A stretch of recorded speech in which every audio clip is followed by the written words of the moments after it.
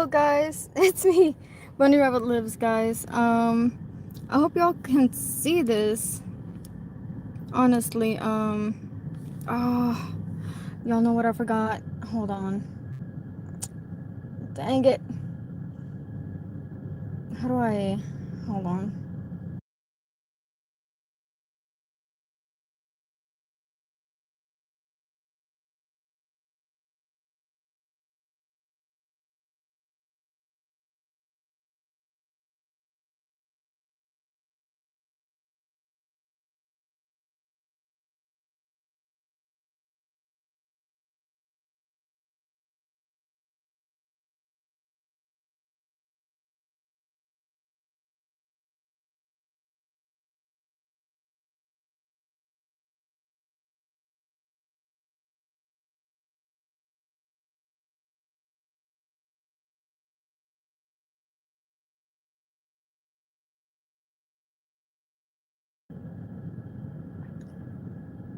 Hello guys, it's me, Bunny Rabbit Lives, and you see, let me pause this for a bit, and I can start reading to y'all.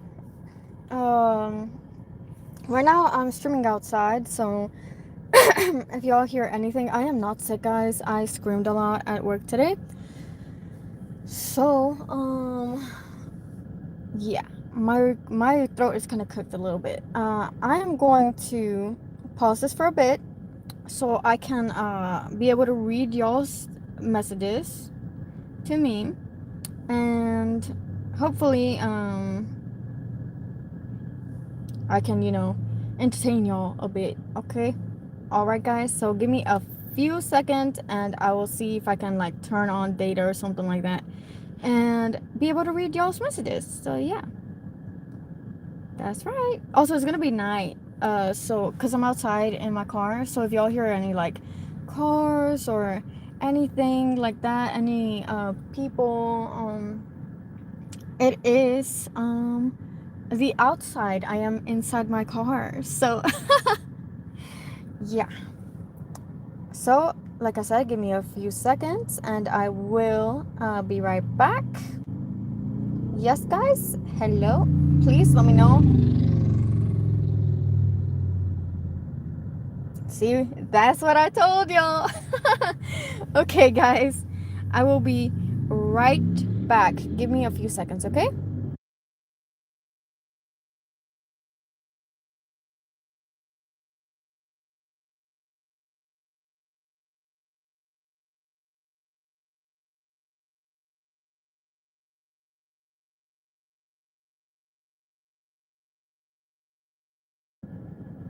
Okay, I am back. Hopefully, this works. Um, I'm gonna try and turn on my hotspot. So, yeah, no. Maybe it will work like this.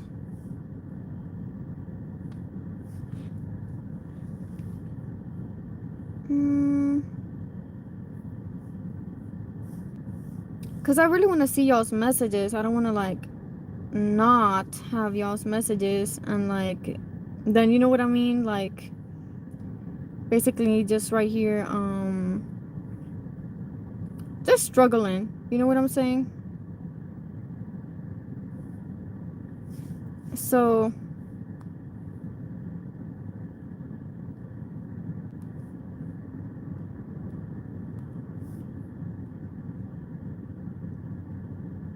okay. Okay. Great. My phone is at 28%. My other phone that I'm using to read y'all's messages is at 28%. But I will be right with y'all. I will try to mute it. And I hope this is enough. Please, por favor. So, let's see. Okay.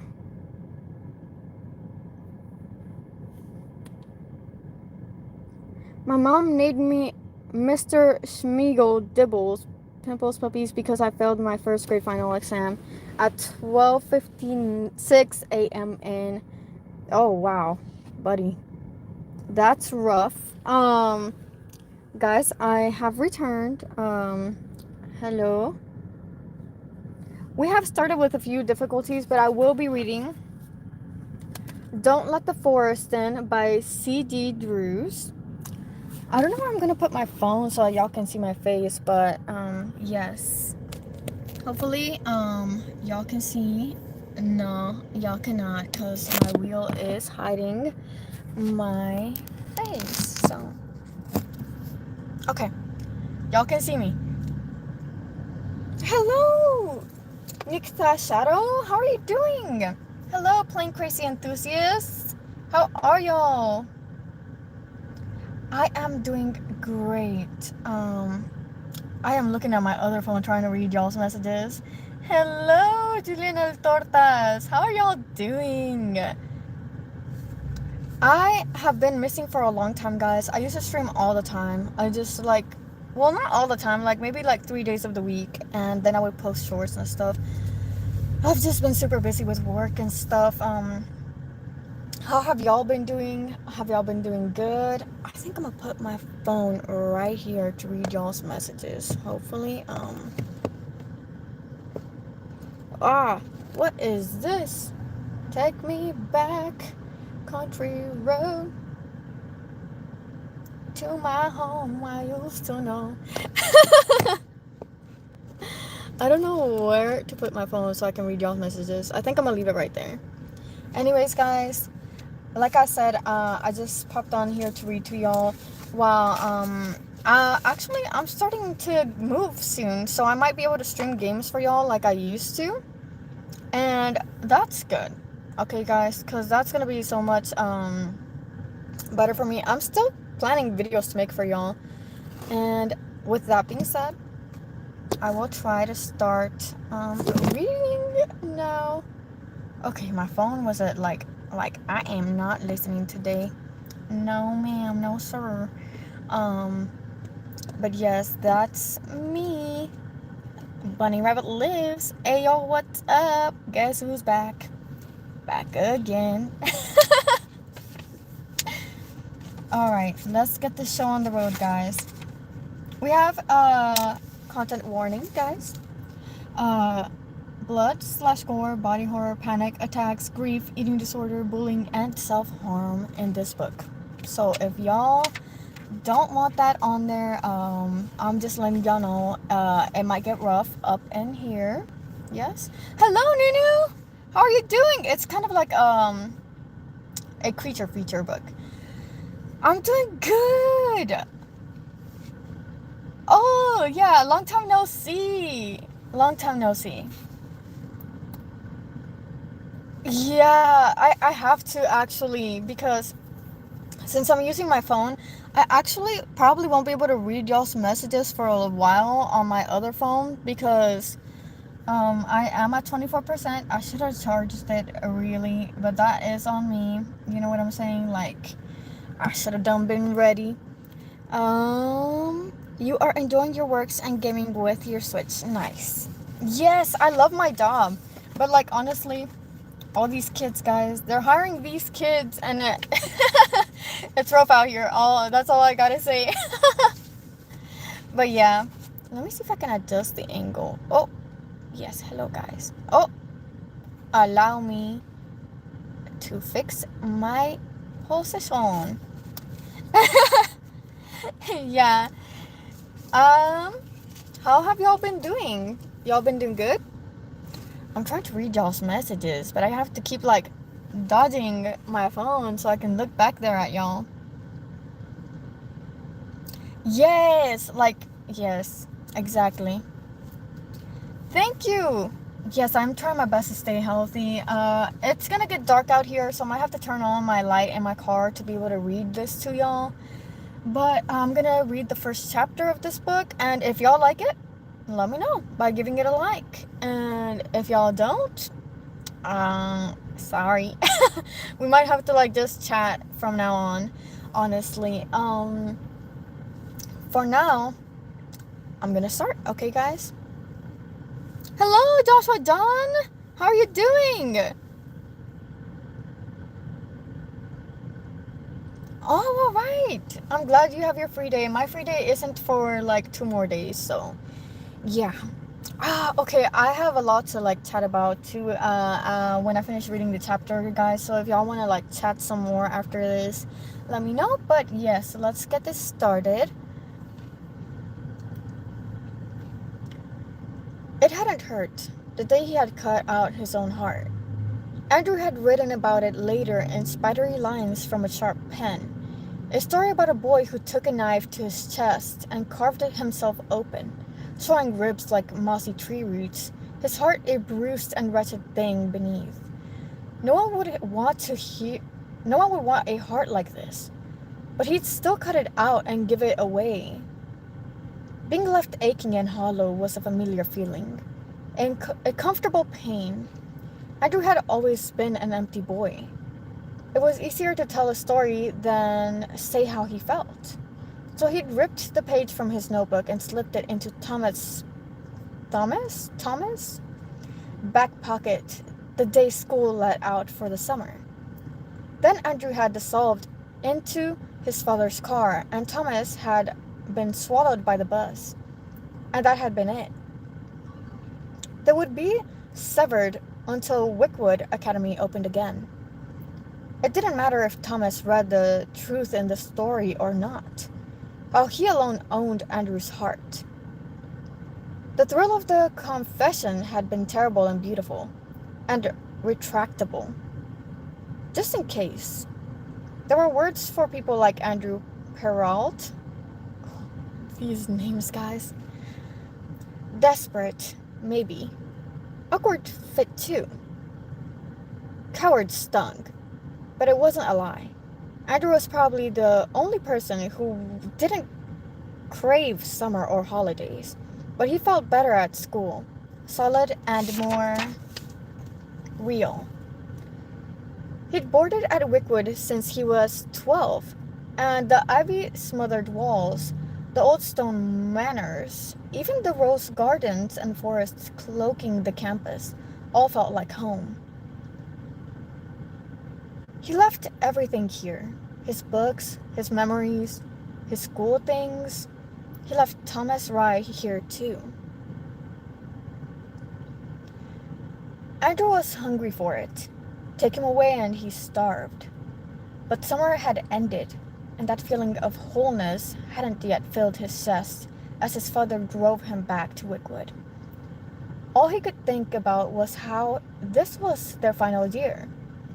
Dread already threatened to suffocate him. Andrew pressed his cheek to the cool window glass. As the BMW snaked along winding roads, the forest grew so thick on each side it felt like gliding through a tunnel of dark and wolfish green. It should take an hour to get there from the city, but his father had been driving at a glacial pace. Usually he moved with confident speed, taking calls and dictating emails on his phone, his grip easy on the wheel as his gold watch clinked against matching cuff links. Today, Andrew's father sat rigid, a muscle in his jaw flexing. He kept glancing at Andrew through the rearview mirror, and Andrew kept pretending not to notice. He stuffed in one earbud against the silence. His notebook lay open on his lap, 2 lines of a new story begun. This was what Andrew did, told stories. Once with dark, bitter corners and magic curled into thorns. Once about monsters with elegant razor-like teeth. He wrote fairy tales, but cruel.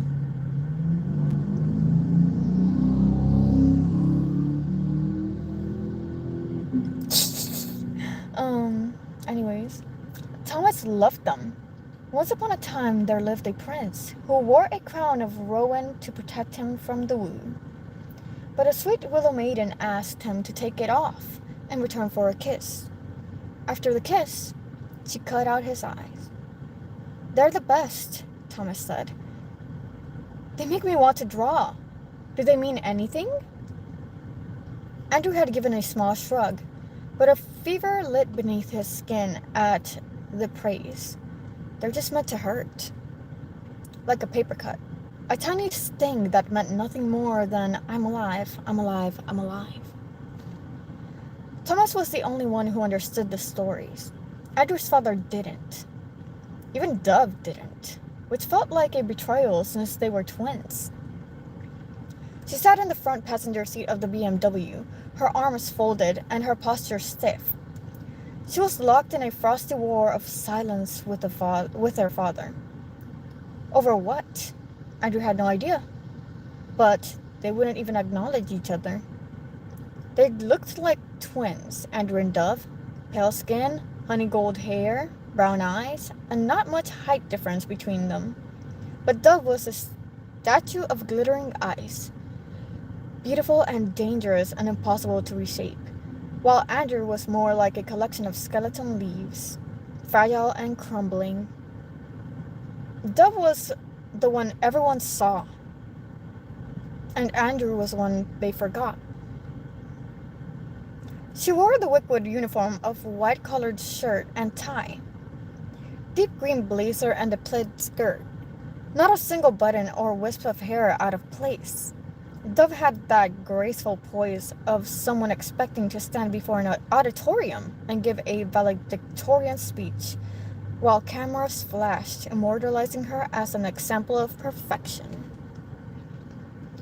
She'd be fine this senior year. She'd own it. Andrew suspected this year would beat him up in a back alley and leave him for dead. Already his stomach felt knotted, but he told himself he'd calm down when they arrived. Thomas would be waiting with his freckled cheekbones and troublesome scowl, forever angry at everyone except the Perrault twins. He was theirs, and they his. The three of them had been this way since they met. The car's tires rolled from smooth road to crunching gravel, and Andrew pressed even closer to the window. His heartbeat sped up. Here was Wickwood, grown from the forests and thorns of middle-of-nowhere Virginia. Cars and buses filled the circular driveway, as students flooded the marble front stairs alongside baggage and fretting parents. As their car crawled forward, looking for a place to park, Andrew searched for Thomas. Nothing. He glanced at his phone. His heart still gave a small jolt at the sight of the scars scissoring his skin, thin as cobwebs from fingers to wrist. It didn't hurt anymore. He barely remembered how they had happened. He checked for texts, knowing there'd be none since Thomas had broken his phone a week into summer vacation. Andrew pulled up their last exchange and chewed his lip. Phone's pretty much smashes exercise typos. I'll see you when school's back. Andrew had taken an excruciatingly long time to think up a reply that didn't sound panicked. An entire summer, no talking. Thomas could email, except he never did. Andrew had texted. How did you break it this time? Well, Dad did. Hit my head with it, then threw it at a wall. It's about to die capped charge. Don't freak out. How the hell was Andrew meant to not freak out? It wasn't the first time Thomas had offhandedly mentioned something like this happening, though it seemed the violence was talking to Andrew alone. But he couldn't stop thinking of how much it would have hurt. Or if Thomas' father had concussed him with a blow like that. Or about the long weeks where worse things could happen to a boy with a sour mouth who never knew when to stop. Thomas had that in common with Dove. You'd have better luck softening stone. Andrew's father pulled up. Ooh, notification. Let me see, guys. I turned on the lamp, okay? Andrew's father pulled up behind an unloading bus and left the engine running. The chaos of hundreds of voices thrummed against the window. Andrew hesitated, fingers on the door handle. As intense as it was out there, it would be better than the strangling tension in here. Andrew. His father studied his hands as if they'd been welded into the steering wheel. There are other schools. Andrew shoved open his door. Andrew. The sigh was frustrated, but also tired, and it made Andrew slump back into his seat and let the car door thump shut. They'd had fractured variations of this conversation before. He hated it. Last year had been. It didn't matter. It was over. Andrew was changing schools. His life was here. Oh, dang it. Bro, I can't read. Sorry, guys. I'm gonna have to read that again. Andrew shoved open his door. Andrew. The sigh was frustrated, but also tired, and it made Andrew slump back into his seat and let the car door thump shut. They had fractured variations of this conversation before, and he hated it. Last year had been. It didn't matter. It was over. Andrew wasn't changing schools. His life was here. He looked out the window again for Thomas. Fine. Then listen. The muscle on his father's jaw flexed again. If it's too much, call me and I'll come. We can transfer you somewhere else, anywhere you want. And talk to the school counselor if you just talk to her. Andrew checked to see if Dub was steaming that their father was leaving her out of the conversation, but she must have slipped out while he'd been distracted. Great. No reconciliations were happening today. Are you coming in? Andrew said. His father's voice was tight. I have a flight to catch. Andrew didn't ask where to, and his father didn't say. He was an international land investor and developer, owner of hotel chains and restaurants, with enough charm to convince anyone to do anything. Sell, buy, invest. It was the Australian accent, Dove had said, and added, Look, Andrew, we're still novelists in America. Lean into your accent and you'll have any girl by the end of high school. Andrew decided to speak as little as possible for the rest of forever. Invisible was best.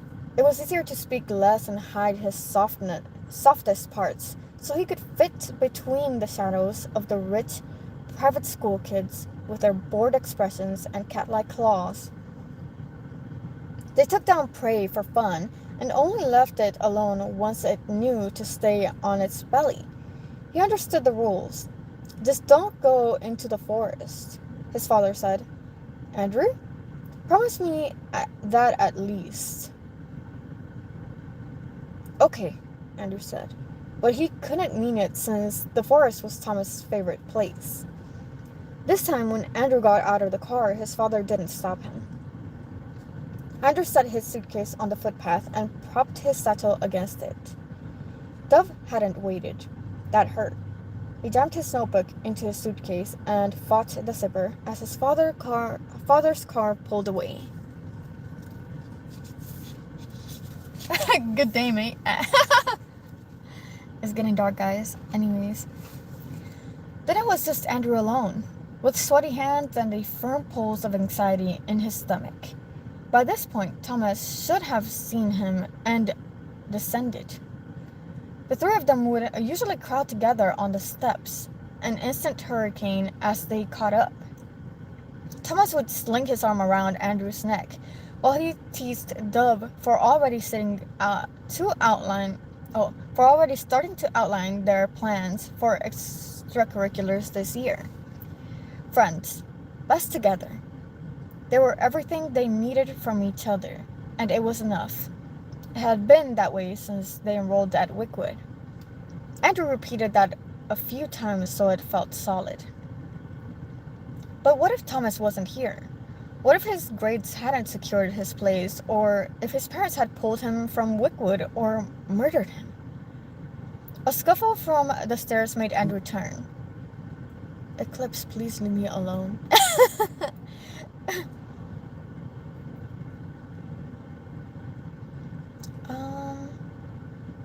A scuffle from the stairs made Andrew turn.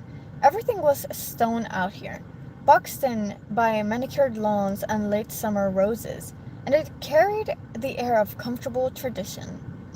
Except instead of gentlemen scholars, Wickwood had its fair share of spiteful vultures, ready to pick the bones of the weak.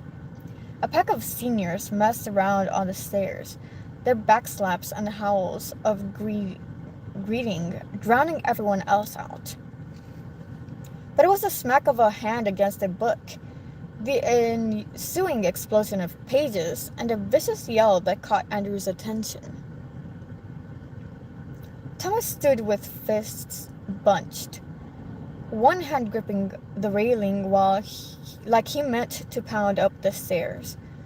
His sketchbook looked like a bird shot from the sky, pages flittering around his feet. The vultures would claim it had been an accident. They'd be believed because they were Wickwood's finest, well-bred and rich, white teeth and perfect hair. Their families' names moneyed and sleek and attached to politicians and lawyers and CEOs, whereas Thomas fit none of those criteria. He didn't have the sense not to hit someone and be expelled before first period. Andrew cupped his hands around his mouth. Thomas! Dozens of heads turned. Only one mattered. Thomas' whole body tilted toward the sound, as if, even amid the crush, his name from Andrew's lips would always be heard. He shot one last furious look at the vultures and then burrowed through the masses to arrive breathless at Andrew's side. Let me see. Where am I? A second stretched between them, long enough for Andrew's anxiety to beat like moths behind his ribs. Everything had gone wrong already, with Dove vanished and Thomas late. After all, friendship lasted forever until it didn't. Months apart would change someone, stretch bonds, break them. Are you okay? Thomas said. Andrew hesitated before nodding, because this wasn't their normal greeting. But then Thomas launched into him, and the way he crushed his arms around Andrew's shoulders said everything. It only lasted a second. Then Thomas pushed away and thumped Andrew's shoulder, his smile a blazing star. There's nothing of you. Didn't you eat this summer? Isn't that what grandmas say? Andrew let a wry smile play on his lips, and it didn't fade then when Thomas shoved him. It's what people who are hungry and projecting say. I'm starving. He snatched for Andrew's satchel and hooked it over his shoulder. Can't believe they don't feed us breakfast first day back. Come on, we'll dump your stuff before assembly starts. How was summer? Hell? Always. How was... Andrew hesitated, doing a precautionary sweep over Thomas. To be sure he was whole. To be sure he was real.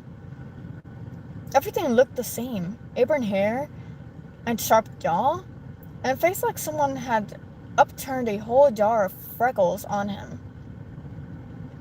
He was at least a head shorter than most boys his age, and he wore his uniform like he'd been in a fight. White shirt, scrubby and untucked, a tie mangled noose at his throat. No blazer, no vest, ink-stained fingers, and paint smudged under his jawline. No, not paint, a scab. Andrew resisted the urge to reach out and rest his thumb over the shape of it. I, for one, Thomas said, want to punch Bryce Kane and his crew, but that's not new. What was that sketchbook? Not much in it. Forget about it. Thomas scooped the page off the ground and stuffed it into his pocket. Do you need anything? Do you need me to... I don't know. He scrubbed at his hair and tilted his head toward Andrew. He shouldn't be fussing like this. He hadn't even asked why Dove was in a mood or why they'd arrived late.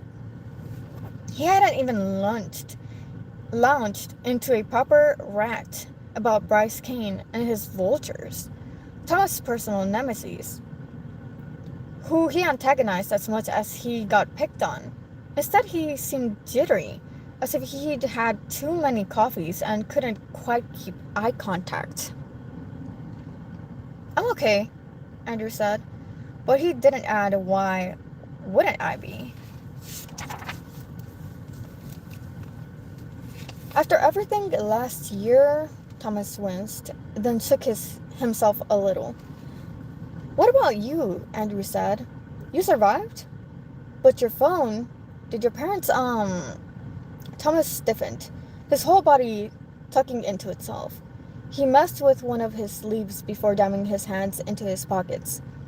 I don't want to talk about them, he muttered, and forcibly took off into the crowd. He was always cagey about his parents, but this was something else. Andrew hefted his suitcase and followed. He had to trust they'd settle back into their normal rhythms. But it worried him in a real and deep way how Thomas wore armor when talking about his family. No one looked at the students of Wickwood, with its extravagant tuition fees and high test score demands, and questioned what kind of people their parents were. He caught up to Thomas, and they took the stairs in sync. 2 steps at a time, knuckles brushing as they reached the top. Andrew looked down on reflex, not sure if the touch had been an accident. That was when he saw Thomas' sleeve, the one he tried to hide before. It couldn't be paint. Thomas was nothing if not a chronic mess of untucked corners and spills, and mussed hair, and artwork staining his cuffs. But this stain was the red of spilled wine, splotchy, as if it had been scrubbed with a paper towel. Thomas turned, and the stain was hidden. He started talking about the dorm renovations, but his tone felt too light, too forced, and Andrew didn't miss the way his fingers trembled as he fiddled with his sleeve again. The first question on Andrew's mind was, whose blood was that? The second was, how was Andrew meant to pack down the heat pulsing behind his eyes, spreading through his jaw, burning him all the way down? If someone had hurt Thomas... Breathe. Let nothing show on your face. He fell into step behind Thomas, but in his head roared a white static, because here was the truth about his friendship with Thomas Rye. Once upon a time, Andrew had cut out his heart and given it to this boy, and he was very sure Thomas had no idea that Andrew would do anything for him, protect him, lie for him, kill for him. Yeah, the parents seem like the issue. Well, it's 8:34 still, and I just finished the first chapter. Should I read the second one too? What do y'all think? I think it's fine if I read the second one too. Just let me get a sip of water, guys. We're like halfway through 8 o'clock, and my other phone's at 15%. I think we can go. Thank you. Yes, everyone, please stay hydrated. Don't forget to drink your water, your soda, your tea, your coffee.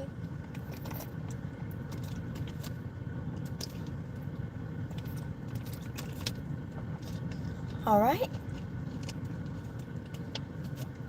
Here we go, guys. Chapter 2. Andrew should be forgotten. That was what happened to the quiet ones, the wallflowers. When people like him made a friend like Thomas, There should be nowhere to stand in the wake of glory and chaos that Thomas left behind. But Thomas always looked over his shoulder before turning a corner, always reached back to tug Andrew after him. It seemed as natural to him as breathing, that need to check that Andrew hadn't been left behind. He dreaded the day Thomas would drop the habit, but he still hadn't. Even after they detoured past the dorms to dump luggage and joined the stream of students pouring into the halls of Wickwood Academy. Sorry guys, my throat is kind of like hurt from work, but it's fine. Where was I? And joined the stream of students pouring into the halls of Wickwood Academy. Thomas still reached back to stop them from being separated in the crush. Andrew was drunk with relief. Let this be one thing that never changed. Dove was already changing everything else. She should be here with them, bickering with Thomas about something inane, until he shot back a quip that startled her into a laugh. Instead, Dove's icy war must be extending to Thomas, too. Andrew knew they'd had some massive blow-up before school let out for the summer. He decided to stay out of it this time, but they usually smooth things over by pretending it never happened. Andrew couldn't live like that. If one thing went wrong, he festered. Oh, 1 second, guys.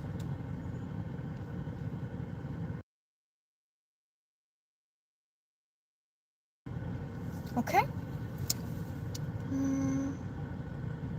If one thing went wrong, it festered in his chest until he couldn't bear it. And then someone would have to fix it for him before he spiraled. Dove could be just catching up with friends. She had a dramatic academic rivalry with her roommate, Lana Lang. The kind where they battled for top of the class all day, but then as soon as 4 p.m. hit, they were sharing sour Skittles and snorting over inside jokes. Dove plus Lana did not drift into Dove plus Thomas plus Andrew, though. They orbited separate suns, possibly because Thomas had no time, interest, or tolerance for most people, and he let them know it too. Other people existed only in Thomas's periphery, but the Perrault twins eclipsed his entire galaxy. There was something intoxicating about meaning that much to one person. Addictive. But Andrew would never admit to it. But Andrew would never admit it out loud. I have to tell you something, Thomas said, his words half lost in the racing chatter of other students. Tonight, when we sneak out to stargaze. Oh, should we still do that? He shot Andrew a worried look. We shouldn't, right? Why? Because they were seniors now. Thomas had a chronic need to fight every rule ever. So worrying wasn't like him. I still want to, Andrew said. Line smoothed on Thomas' forehead. I'll tell you everything tonight, but you have to swear to believe me. Well, that's cryptic, Andrew started, but Thomas's fingers dug into his sleeve hard enough for him to forget what he was saying. Thomas stared over Andrew's shoulder, his eyes gone waxy with fear. Nothing ever scared him. Confused, Andrew twisted to look, but all he saw were Wickwood uniforms and bright faces. Then a knot of students cleared and Andrew understood. Principal Adelaide Grant stood in the foyer with arms folded and a stony expression. She looked as if she had been pulled from a black and white photograph. Crisp pantsuit, white skin against white hair, piercing eyes that noticed everything. Thomas collected reprimands and suspensions from her like confetti. It meant they knew each other well, Thomas and the principal. Their eyes locked across the room and a frown darkened her face. Isn't it too early for you to be in trouble? Andrew said, but then he noticed who the principal had been talking to. Two cops stood at her side, stances casual as they glanced around. Wickwood did take a moment to absorb the heavy Victorian drapes and dark carpets, the chandeliers and oil paintings, and gilded bruh, and gilded cornices, the smell of mothballs and old books, of ambition and timeless traditions. One of the cops wore a cream trench coat and had just finished flashing a detective badge. She followed the principal's gaze. Thomas turned and yanked Andrew after him, carving them a path into the auditorium with his jabbing elbows and ferocious scowl. "What did you do?" Andrew hissed. "Nothing. I just got here, same as you." They needed to find 3 seats. Dove would catch up to them before the announcement started for sure. But Andrew didn't have time to voice his voices before Thomas crammed him into one of the back rows. All of the performances and award nights happened in here, and it had the air of an old theater with the red velvet chairs and moody lighting. "Are we hiding?" Andrew whispered. Thomas glared at the row of shiny ponytails in front of them, juniors, all talking with their phones out. "I'm telling you, she hates me specifically," Thomas fidgeted, trying to get comfortable. "Those cops are probably here to lecture us about drugs or something." "You'd know," Andrew muttered. "That was one time. I have got to corrupt you all the way this year, so you can stop being so innocent. I break rules sometimes. Only if I drag you into it." Thomas knocked his knee against Andrew's. "You won't even steal a pencil. You know what we need? You, me, stargazing, and vodka. I'm deeply interested in what you'd say with no filter." Andrew was deeply interested in that never happening. He couldn't risk allowing his mouth to say the things he'd only dared scream in his head. He knew he was blushing because Thomas grinned deviously. One of the junior girls shot a scathing glance over her shoulder. "Excuse me? Are you talking about illicit activities?" Her whisper was loud enough for all her friends to hear. "Yes, we're going to steal all the pencils in the school," Thomas said. This dude. "I can report to you," she hissed. "They're cracking down this year, and whoever has been selling Adderall is so getting caught. Same goes for anyone sneaking off campus into the forest, too. You, of all people, should respect that." Several more of the ponytail girls turned with lips pursed. A few looked pityingly at Andrew. "Oh my God, are they the ones from that thing that happened last year?" one whispered to her friend. "I'm surprised they came back." Thomas started to raise a finger, but Andrew grabbed his hand and slammed it down. He maintained a neutral expression until the girls turned away, but his heart raced. He didn't know what that was about. Maybe because of what he'd done to his hand? But it shouldn't be something the whole school would gossip over. He wasn't interesting enough to care about like that. A few rows ahead, Andrew caught sight of the back of Dove's blazer, where she sat with her AP class friends. She laughed at something a friend had said before casting a quick glance over her shoulder. She must have locked eyes with Thomas, because she frowned and his scowl deepened in response. They looked away at the same time. A microphone crackled as the professor approached the podium and began the morning announcement. Time for an enthusiastic lecture about giving Wickwood your all, followed by a reminder of all golden students who'd graduated onto Ivy League colleges.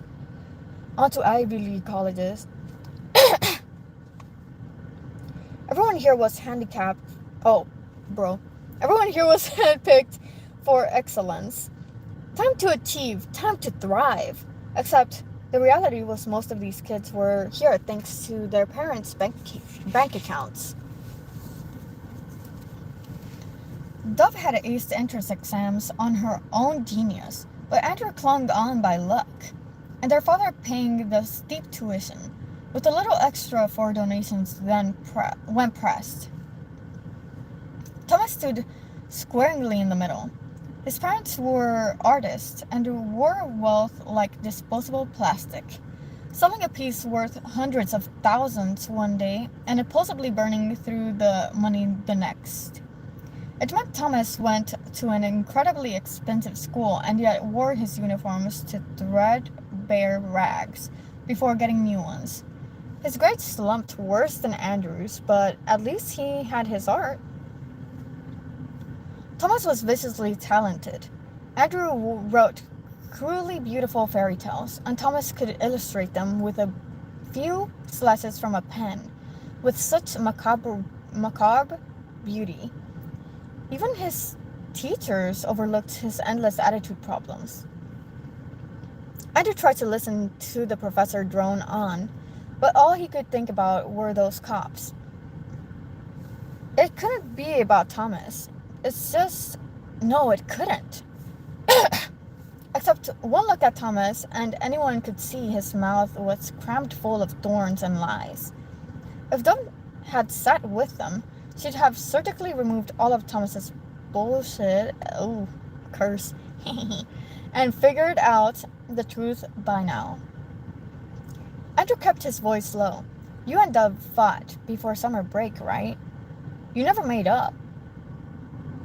Thomas bit his thumbnail. No. That explained it. One of them had to give first, and this time it seemed like their individual stubbornness was winning. The principal took over the microphone next for motivational speech, but about exams and excellence, and subtle threats about zero tolerance for substance abuse or prank wars. No police lurked by. Maybe they left.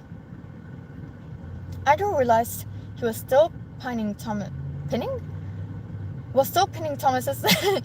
hand to the seat, his fingers with their web of delicate scars resting over Thomas's charcoal-smudged knuckles. He snatched his hand away. Thomas didn't look at him, just folded his arms and slouched deeper. Andrew had to get Thomas and Dove to make up, but later. He was too tired right now. Summer at his father's Australian house had left him thinned, and the flight back to America was always brutal, jet lag leaving his eyes bruised. He fantasized about dissolving into his blankets back in the dorm while Thomas went off on a rant about how math was offensive, or how he belonged to the forest like some sort of fey child who planned to run away to the trees and never look back. By the time assembly let out and the halls flooded with students headed for class, Thomas looked gray from choking back his own secrets. It didn't help that the principal made a beeline for them. Pretty sure she'll walk past, Thomas said. She did not. Hello, gentlemen, Principal Grant said. I hope you're both well. Mr. Perrault, you had a safe flight? And Mr. Rye, I see you've neglected your blazer. Good thing you have time to rectify that before class. But first, I must borrow you for a moment. The cops hadn't left. Andrew now saw. They stood at the stairwell leading up to the faculty offices. Students flowed around them, whispering behind cupped hands. I didn't do anything, Thomas said, too high-pitched. Concern softened the principal's face, and that was more terrifying than a reprimand. Unfortunately, this is about your parents. Those officers need to ask a few questions. Andrew glanced at Thomas, but the other boy's face had gone blank. Did he seem smaller than usual? Messier? His apron hair stuck out in unkept tufts. Then there was that blood on his sleeve. Principal Grant turned for the stairs, but Thomas stood frozen. Andrew unbuttoned his blazer. Take this. Cover the stain, he didn't add. Thomas tugged it on. The sleeves a little long on him. Come with me? The principal had made it to the stairs and cast him a stern look. You may catch up to your friends in class, Mr. Rye. Come. Thomas trudged up the stairs, the cops at his heels. A gallows march. Andrew's chest tightened, and he felt lightheaded all of a sudden. Returning to Wickwood and Thomas was meant to make everything better. Nothing should be unraveling this fast. Andrew couldn't follow, but damn it, he had to. He waited a few moments, chewing the inside of his cheek, and then ducked up the stairs. The faculty floor was forbidden without a permission slip, but Thomas had whispered, "Come with me," so nothing else mattered. Andrew slipped soundlessly down halls of antique burgundy carpets and dark mahogany doors. Sorry guys, it's gotten dark. Where was I? Set against chestnut. Wallpaper. Priceless art covered the walls in gilded frames. It was hard not to feel smothered by the decadence of this place. He put his ear to the principal's closed door and tried not to breathe. Muffled voices, the thump of feet on carpet. Andrew knew 2 leather armchairs sat before the principal's intimidating desk, and behind it were ceiling-high bookshelves stacked with classics and antiques. It didn't sound like anyone had bothered to sit. Explain the situation to you, son.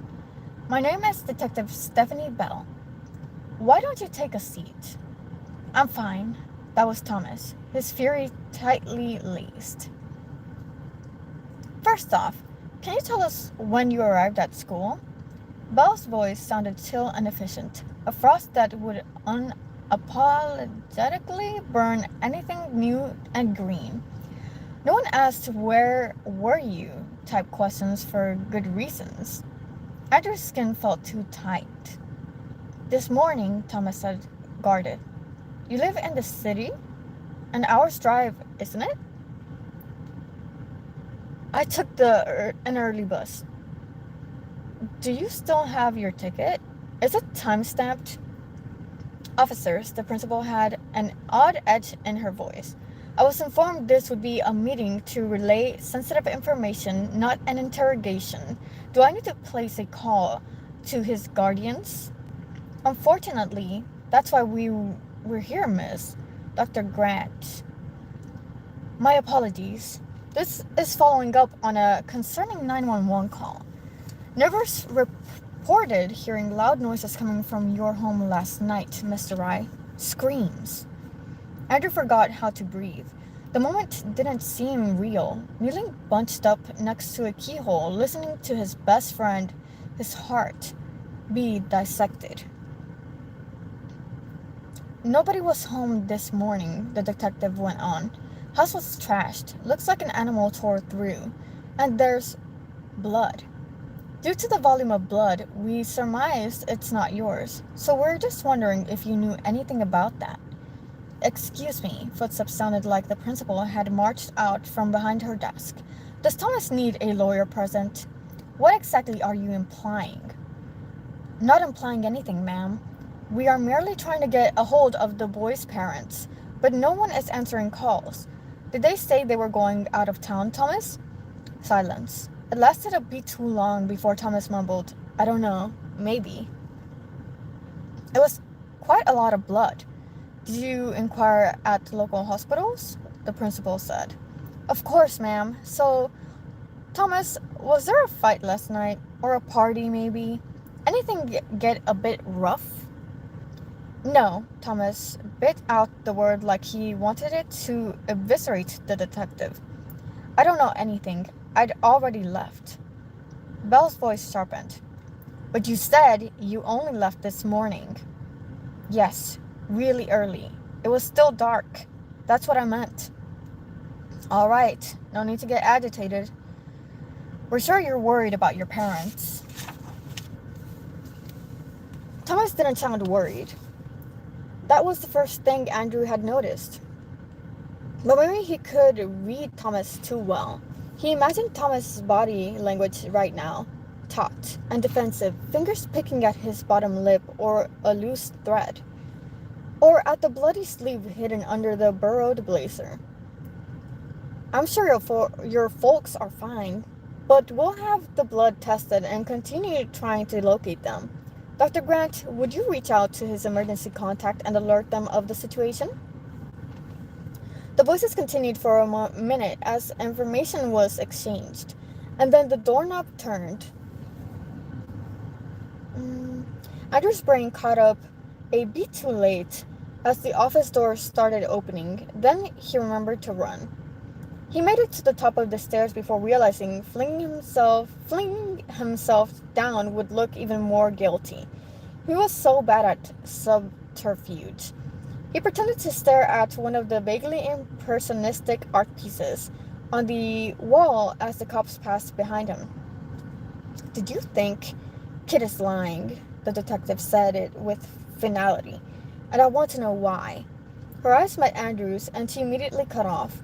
Her smile came thin, barely polite. Then she continued downstairs after her colleague. Behind him, the principal cleared her throat. Andrew turned slowly, his cheeks burning. Why, Mr. Perlaut? Principal Grant said, unimpressed. I believe you are missing first period. I lost something? Andrew said. A pencil? Next to her, Thomas had been attempting to control his scowl, but at this, he raised one eyebrow at Andrew. God. So it was a bad lie, fine. But Andrew wasn't exactly well practiced at sneaking about. Despite my better judgment, the principal said, I will believe you are not lurking at doors where you don't belong. This meeting contained private information, and I won't have gossip in my halls, Perlaut. Andrew nodded far too fast. The principal turned back to Thomas. I'll inform your aunt, but I'm sure there's no cause to worry. Your parents are eccentric. As we are all aware, I'm sure we'll hear from them before the day's out. Thomas said nothing. The principal gestured for him to go downstairs before casting Andrews a stern look. You may leave. The grim set of her mouth said, get going or get detention. So Andrew shot after Thomas. They fell into a step as they headed for English, but Andrew felt so shaken he couldn't even remember where the classroom was. Thomas still wouldn't look at him. Kid is lying. What's going on? Andrew's voice barely passed a whisper. Is this what you were going to tell me about? Nothing. You heard them. My parents are weird about their art. It's probably not even blood. I don't know. I don't. He broke off and tugged at his bottom lip. Okay, guys, 1 second. I need water and I need to cough. That's a little bit.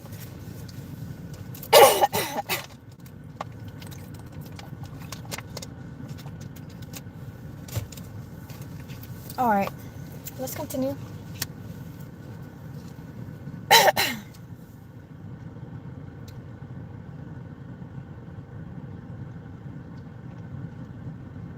Andrew nearly tripped. Thomas never stumbled over his words. He also never lied to his best friend. The corridor was empty, classroom doors closed. They'd be marked tardy before the school year had taken its first proper breath. Andrew started to say as much, but Thomas snatched his wrist and dragged him into a small alcove. They pressed close to the thick velvet drapes by a huge window, dust motes dancing against the glass. The world felt too quiet, too heavy. Every breath seemed to tremble in Thomas's lungs. It's not going to be like last year. Something desperate shone in his eyes. Nothing bad will happen to you, I swear. Bad things were happening to Thomas, not Andrew. He was the one who needed protecting right now. Andrew couldn't help noticing that not one adult had asked Thomas if he was all right. I'll sort this out, Thomas said. I don't want you making yourself sick over it. I'll fix everything. Do you believe me? If they stood any closer together, they could fit into each other's skin. I want you to say it, Thomas's voice steadied. He could pin Andrew to the wall with the way he shaped those words. I believe you, Andrew whispered. Alright, guys. Hello! Hello! Can I come home? Yeah, you can come home. I'm staying in my car. Well, guys, that was the second chapter, and now we can just chat, guys. What do y'all think? What do y'all think about the story? Are y'all excited about it? I'm at 9% on my other phone, which is what I'm using to read y'all's messages. Thank you for chapter 2. Yeah, you're welcome. How have y'all been? We can chat for a few minutes until my battery on my other phone runs out, probably. Guys, so what do y'all think about the book? I actually kind of like it. It feels like a really deep friendship between two guys, but like it sounds like there's a lot of like family drama and like, you know, I think I like that. I like the intrigue of like their internal lives mixing and how that improves or like advances the story and how their relationship grows or shortens throughout the book. Thomas is a funny guy and Andrew is an anxiety person. Yes! I feel so bad for Andrew. Like, Andrew, I don't know. I feel like I relate to Andrew a lot. Especially, like, when it comes to, like, important things like a work scenario or scenarios such as, like, school or, like, stuff like that, you know? Where it's socially, like, oh, I have to do everything right or, like, I get in trouble, whatever. Like, like the principal with Thomas, that's also relatable because I'm kind of going through that at work right now. Like I feel like singled out and stuff. Like it's super relatable to me. I like the book. I can't wait to see where it goes. You still don't like the name of the detective? Stephanie Bell is not a cool name for a detective, to be honest. For real, for real. I was like, come on, Stephanie Bell. Seriously? What a mundane name. But I am curious now with the parents' problem in this story. It can be a big surprise when Andrew's anxiety came from.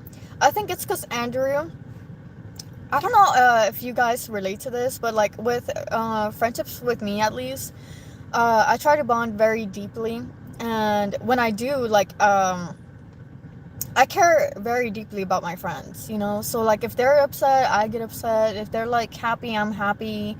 You know, or if I'm upset, they, like, make me feel better or something. Like, you know what I'm saying? Like, it's just... I feel like their friendship is very deep, is what I mean. Or especially, like, what's it called? The parent problem. I feel like it's kind of, like... physical issues, you know what I'm saying? Like that's kind of what it's implying, which I remember you know, guys, warning y'all about like the content warnings and stuff. Wait, what's the book title again? The book title is Don't Let the Forest In, and it's by C.G. Drews. It's a very good book. From the first few chapters, there was, okay, so when we went to the bookstore, there were 2 books that I was interested in. I don't remember the title of the other one, but the other one involved, like, a girl who went to, like, a psychic academy, and her friend and her went there, right? But her friend goes missing, and the girl asked the school of psychics where her friend went, but nobody knows, and that's weird because it's a school of psychics, right? So I'm thinking the call's coming from inside the house, right? So basically, how do I say this?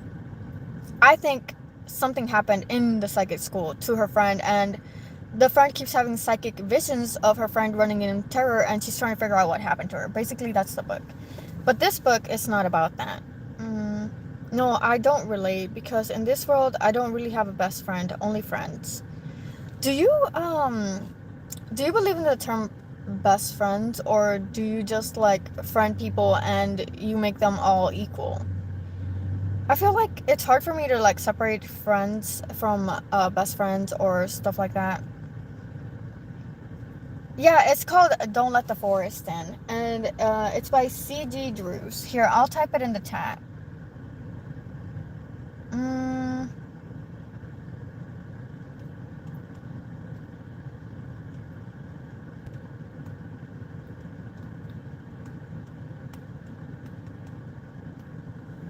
mm.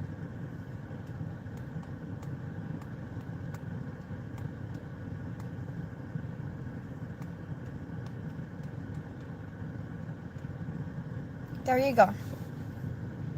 Osaka school, like an anime of Jujutsu Kaisen, a school of curse learning. Yeah, kind of similar. Yeah, and basically the whole book is just her trying to find her friend. It's a standalone. This book that I'm reading, y'all, is a standalone too. It's by a different author, by the way, the book I'm telling you about. But I don't know the title and I forgot what it was. But it's a standalone. And this is a standalone as well. I really like this one. I think I'll finish it quick, guys, because it's like the chapters are small.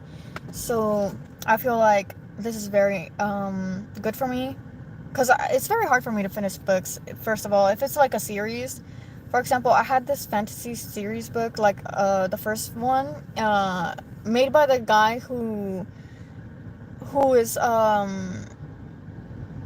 don't remember, it's from Glee, like the guy from Glee that sings really high. I forgot who exactly he is, but because I don't really watch Glee, my sisters did, and I just like chimed in from time to time. I do believe in best friend, but I am not that worth it for being others' best friend, so I am only being a friend. Wait, why do you think you're not worth being somebody's best friend? Like, I feel like everyone deserves a connection that's deep like that, like a best friend connection where, you can share each other's lives together. Hello, Clifton! How are you doing? Oh, a woman writer like J.K. Rowling? Yes. But this story is like super nice. I like it. Like I said, I feel like I've never read about a connection so deep and true between friendships, especially guy friendships. You know what I mean? Hello, Clifton. How are you doing? I'm over here just like reading to y'all again. So if you like that, please let me know if you like the story. Thank you. I will be trying to stream at least 3 times a week again, guys. Chatting, catching up with y'all and stuff. So far, the character development is not that deep enough, but I am interested about the mystery of the missing girl. See, I didn't buy that book. I bought this book instead. This book is about the two guy friendships. I really like this one.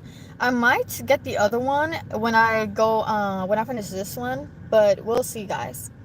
I could do like in the future. I could do like, cause we're about to move again, guys. So I might be able to get my PlayStation up again to stream sometime soon.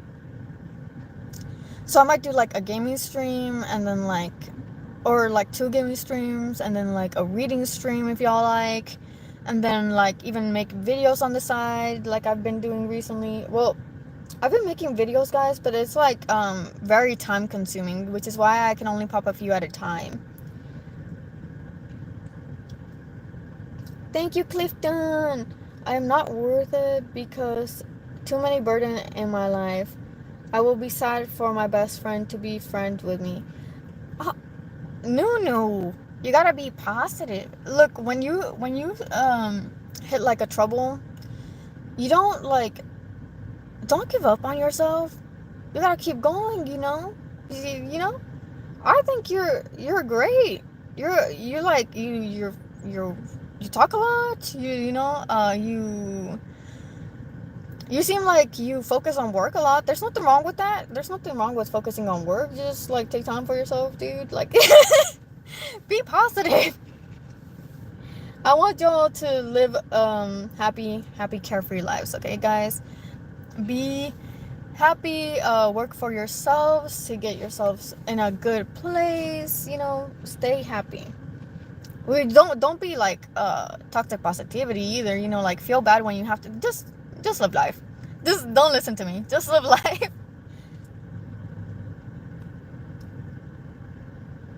So far I liked it.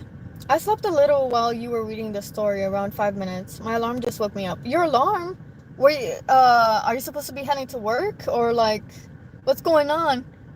Did I prevent you from sleeping before work? Oh no. Sorry, but I couldn't resist it. Bunny's voice is so soothing. I'm 100% positive, Bunny. 100% positive to be an introvert. That's fine too. You don't have to be around people 100% at a time. For example, me, on Wednesdays, I've started going to a card shop, and there I can play D&D or like really any tabletop role-playing game with other people. I think I want to start trying to do that too. So I have a few games that I'm preparing for people around me in my community. Even though I'm new here, I'm trying to make friends so I can go out and experience life a little more, guys. Because I feel like I'm kind of like preventing myself from growing as a person. I'm happy for now the way I am, though. Well, I'm happy for you, Nunu. Stay glad. No, I set an alarm so I can keep the story with me after 5 minutes sleep. Oh my gosh. Thank you, Nunu. I really appreciate that. If anything, like I said, maybe next week I'll stream 3 times and finish the book for y'all. Oh, you still love to play D&D? Wow. I mean, not D&D specifically, but I like to play I forgot what it was called, honestly. I would have to get the text out. It's called something like Beyond the Throw or something like that. I don't know. It's like a game that you play with a deck of cards, and it's up to chance how you do.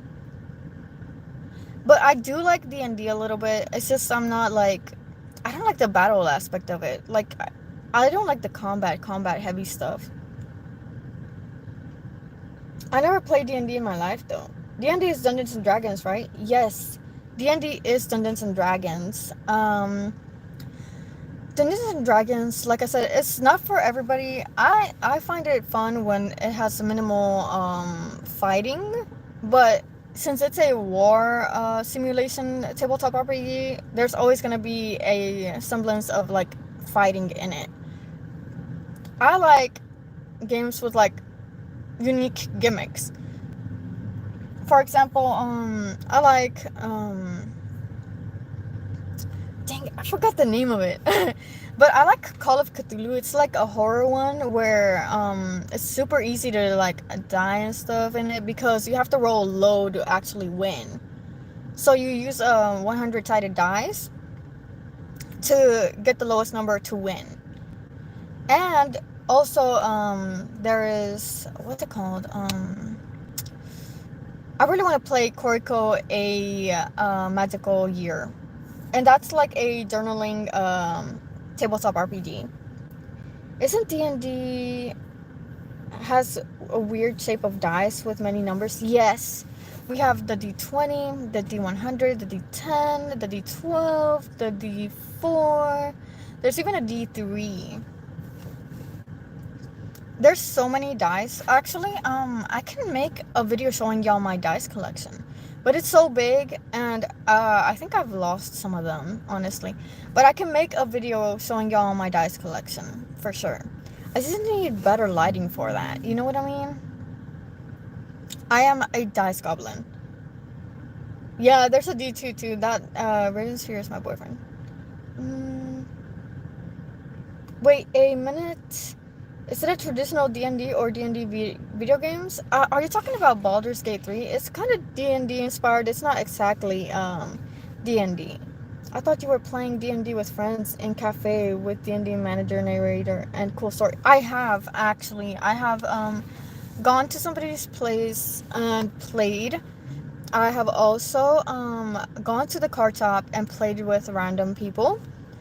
And I like it. I like the stories and I like how it goes. Like recently when I played, it was so chaotic, guys. It was so chaotic. I had a robot and we were supposed to like defeat like 10 hooligans, and somebody pulled out like a red jack, which is the best possible option, and then a black jack, which is the worst possible action, all in one go. And they ate some blue soup, and it caused internal harm. It was so bad. We were like, no. There's a robots in D&D? Wow. Well, that wasn't D&D. It was a different game. For D&D, one time I played as a paladin, which is like a, I'm not gonna say holy character, but it's kind of like because a cleric is kind of like a holy character. A paladin is more based off of their own what is it called? They have their own reasons to do things, right? So kind of like I chose the path of good, so, or vengeance, paladin path of vengeance. So I have to like get revenge at all costs if anything does something bad. So, but people are like, oh, you still have to have morals as a paladin. I'm like, guys, let me have my fun. If this is gonna be a war game, come on. So what happened was, we had a goblin, and the goblin had gone and done some bad stuff, right? And I, as a paladin, was like, well, guys, we gotta take this one out, because if we don't, he's gonna yell for his friends, and there more goblins are gonna come.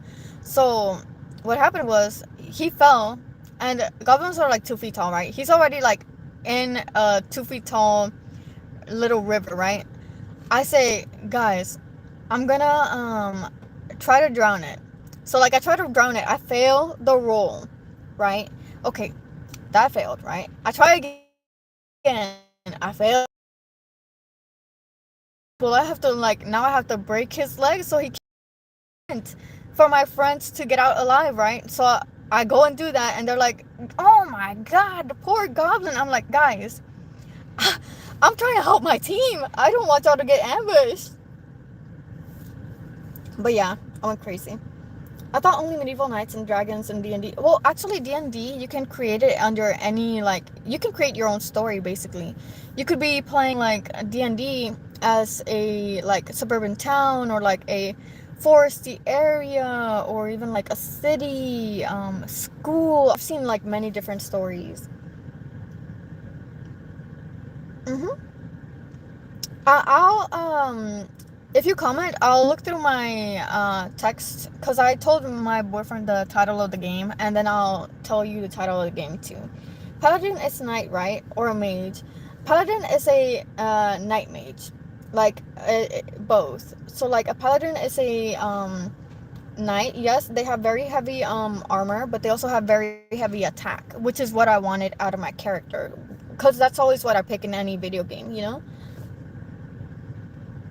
Goblins in D&D always have a bad ending. They do. It's so bad.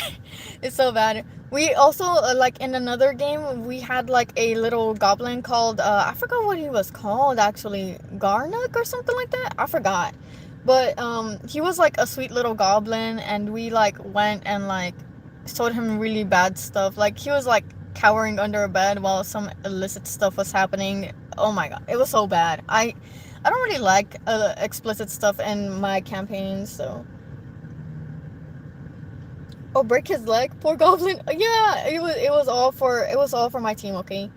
So, ever played D&D with a VTuber theme before? I have never done that, but I could try it actually. Um, Let me tell y'all guys. The people who say druid classes are easy, they are lying to y'all. Druid classes have so many spells, cantrips, and stuff you need to like keep track of. That's crazy.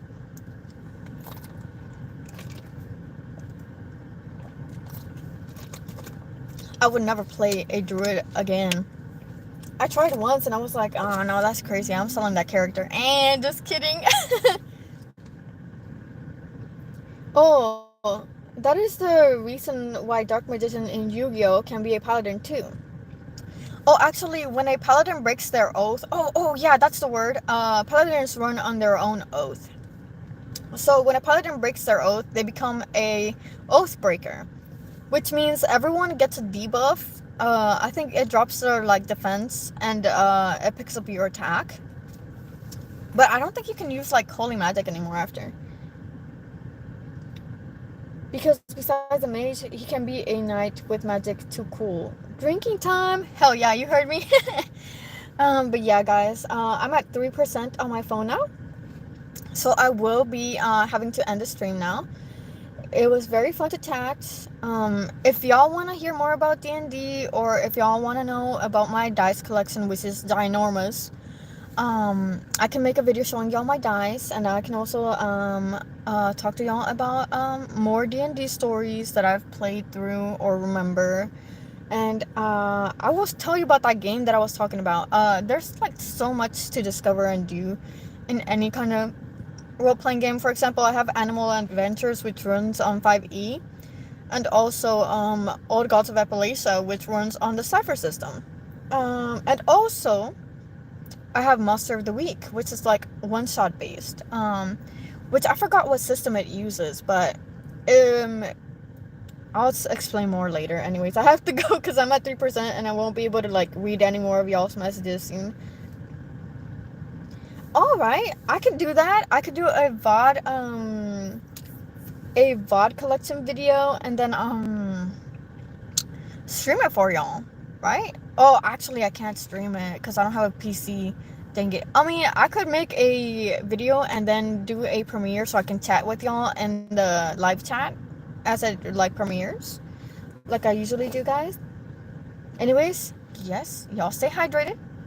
Let me see. Once again, welcome back and enjoy your work again tomorrow. Of course, we'll meet many children again.